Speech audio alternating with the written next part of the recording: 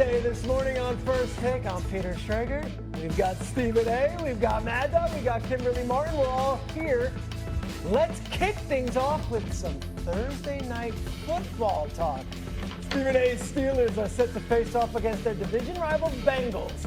It will be the second start for Joe Flacco since being traded to Cincinnati, and he'll be up against Aaron Rodgers, who has turned back the clock and has the Steelers at a 4-1 record. Tomorrow will only be the second time in NFL history that two starting quarterbacks will be going up against each other in their 40s. The other one was Tom Brady versus Drew Brees in 2020.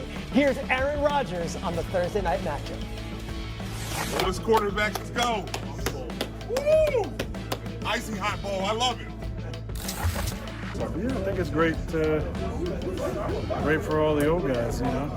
I know that when I watch other sports, maybe it's because I'm the older guy, but I tend to pull for the older guys to win championships. So I've known Joe for a long time. He's been great coming to my charity event. He's been a great ambassador for the league. He's had a great career, and it's fun that we're both still playing. All right, that's obviously great respect Rodgers has for Flacco. The Steelers seem to be rolling, but Kimberly, should they be on upset alert as they head against Cincinnati Thursday night? I think so. I understand the Bengals don't have Joe Burrow. I get that. But divisional games, they're always a little weird, always something unexpected. And Mad Dog, you love stats? Where's your little almanac? You love I didn't bring it. Okay. I had it. I didn't bring it. Do you know what the Steelers' record on Thursday night road games is? I the do Super not. Bowl era? They're 0-8. Wow. So, again, Good one. I think this is an improved Steelers team from last year, but I would cover that Browns Steelers game over the weekend. Do you also know what the halftime score was of that game, Mad Dog? This past 9-3, wasn't it? 9-3. Field goals, Mad Dog. We're talking field goals. So when I look at the Steelers, I think this is a team that can make the playoffs. However, their offense does kind of worry me a little bit because until Rodgers finds somebody deep, it's a lot of quick passes, get the ball out. I just wonder about them consistently throughout the season. So, yeah, I think it's a divisional game, and they should be on upset alert. Yeah, I think it is, too. I agree with you. I had the over, by the way, in the Cleveland-Pittsburgh game. It was 38, so 23-9 doesn't add to 38. No, it doesn't. I needed Gabriel to score a touchdown there at the end. Here's the stat for you. Can I throw Stevie a stat? This is an interesting one. You know that last week, Flacco only became the 7th quarterback since 1950 to play against the same team on a different team twice in the same year. So in other words, he was on two different teams playing against the same team, and the last guy to do it was Jack Kemp. That was on the wind. In 1962. Oh, you caught it too. Good for you, Peter. Good for you, Peter. No wonder you sit in that chair. That is a good job on your part. But I am with Kimberly. I think the Bengals are going to play a pretty competitive game. They played well against Green Bay. Game was 24-18, 3rd and 9. He makes the big pass play, Love. Well, that game they could have had the ball back. I mean, I actually think the Bengals were very competitive again on the road in Lambeau, and I think they'll play pretty well here this week. Close game. Stephen A., give us a reason to watch this game. Maybe, what do we got here for the First of all, Steelers well, the first reason is because I disagree with both Kimberly and Doggy. Let's get that out the way first.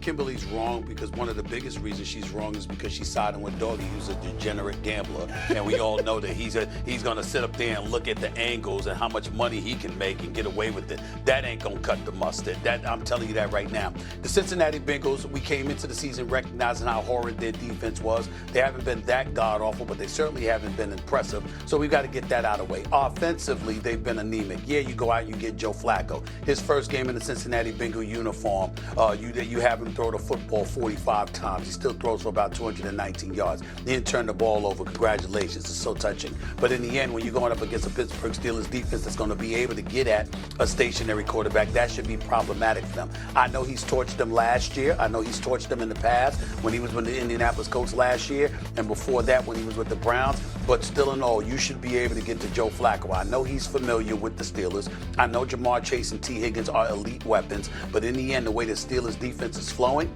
the fact that he's new to this and still trying to figure things out in terms of being in the Cincinnati Bengal uniform with their system schematically, with Zach Taylor coaching, I think that's something the Steelers defense can exploit more than he can exploit their defense. Offensively, we're talking about a guy in Aaron Rodgers that's completing about 69% of his passes. He's got about 10 touchdowns and 3 interceptions on the season. And I'm talking about this guy since late last season. he's thrown, I think it's like since week 8 or 9 of last season, we had the worst season of his career, going 5-12. Aaron Rodgers is throwing like 28 touchdowns and just 7 interceptions with a QBR under 100.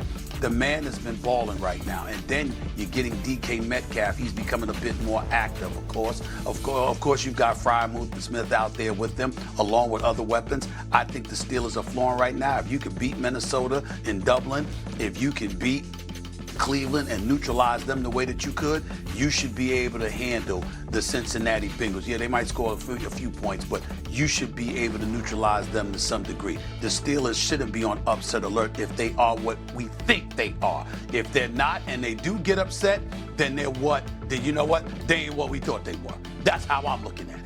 They're 4-1, and yet I don't feel like they have the same national buzz that most 4-1. That's right. Why do you know why? One One of the reasons that could be, Peter, Steven, Doggy, is because coming into that Browns game, they won the 3 games that they had won were 1-possession games in which they won the turnover battle. So yes, when I say this is a better team, it is, but they need their defense to constantly show up. So before that Browns blowout, they were in tight games, and it wasn't. That's why I say that the upset alert to me is still on the table, because they aren't blowing teams out, Steven. So the stats that you bring up about Rodgers, okay, the completion percentage, but when you still look at it, it is a quick passing game, and try to find somebody when they finally get into that zone. Doggy, you look at this Steelers team. Are you putting them in the same breath as those other AFC contenders? Well, you know, I don't like Indianapolis either because of the competition that they have played. Think of the teams that the Colts have beaten. They beat blown them out, Miami, though. the Raiders. I mean, they beat there are a lot of Cardinals. Set Cardinals. Tennessee, who just fired the head Good coach. win against the Broncos, but granted, And it was a leverage call. So, But back to Pittsburgh. what is the spread in this game? No idea. Somebody look up the spread. You know the spread?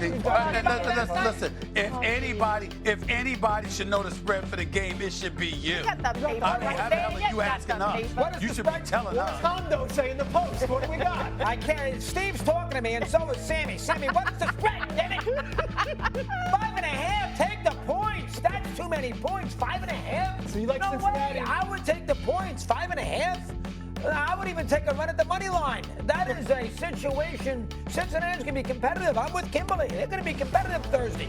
He's going to play pretty well. The Steelers don't score a ton of points. Rivalry game, short work week, great stat, 0-9 on Thursdays on the road. I'll take Cincinnati. So will he. He'll call me tomorrow. Chris, give me 20 grand on Cincinnati. I know the way he operates. They're faithful. The Steelers are supposed to be showing us something different. I mean, listen, the last 2 years of Big Ben Roethlisberger's career there, we knew he should have been gone. We've had to deal with the Mason Rudolphs, the Mitchell Trubisky's, the Justin Fields, even though Justin Fields didn't look that bad. Russell Wilson, who looked good initially before they nosedived the last 4 games of the regular season and then lost to the playoffs and ended the season on a 5-game losing streak last year. But the bottom line is we've had to deal with all of this. Now we've got Aaron Rodgers, somebody who's not turning over the football, who's completing 69% of his passes, who seems to be gaining a connection with a DK Metcalf. This should not be a situation where we're looking at Aaron Rodgers and the Pittsburgh Steelers and you fall to the Cincinnati Bengals. If the Steelers are what we think they are, what we think they have the potential to be, you need to handle this. Period. Take the 5.5. I will say this. Last week, Giants, home, place erupting, beat the Eagles, though the Eagles were favored. Maybe that home Thursday night atmosphere in Cincinnati does play a role. All right, it's a showdown between 2 NFC East rivals this weekend, though, when the Cowboys take on the Commanders. Both teams. Something you learned about his game and about him. Well, I learned that he takes the greatness that has been bestowed upon him as a gift, and it is a curse, but he understands how to handle both.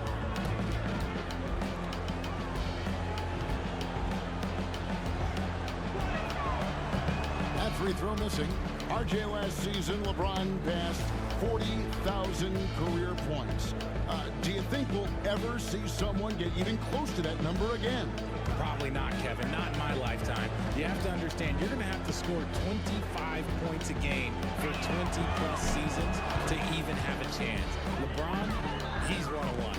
And when you think of LeBron, his competitive spirit is, to me, the first thing that comes to mind. All this guy wants to do is win all the time. target from outside. And the well is running dry for him right now. Nothing falling. Yeah, and the risk now is that he gets inside his own head. Time to take deep breaths in through the nose, out through the mouth, and let the game come to you. Reeves can't hit. Mavericks leading by 5. Exum passes to Davis. Back to Exum. And finished off by Exum. And just tacks a few more points onto their lead with the tomahawk. That's bringing it down hard. Pass to Laravia. Here's Vincent. He's defended by Exum. Vincent, the pass to Reeves. It's up a 3. Los Angeles with another miss. Dallas has gone 0-3 from beyond the arc to start the second quarter. Sinks that one from the post. And now a 9-point Maverick lead. How about that move? Is this guy special or what? Just love watching him operate inside. And so it's going to be a 3-second violation out there on the defense. This is his second trip to the line in this one.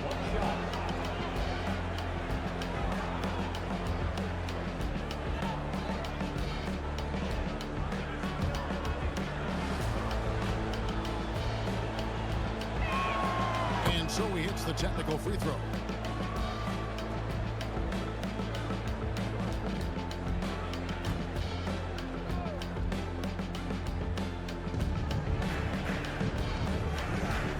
Here's LeBron.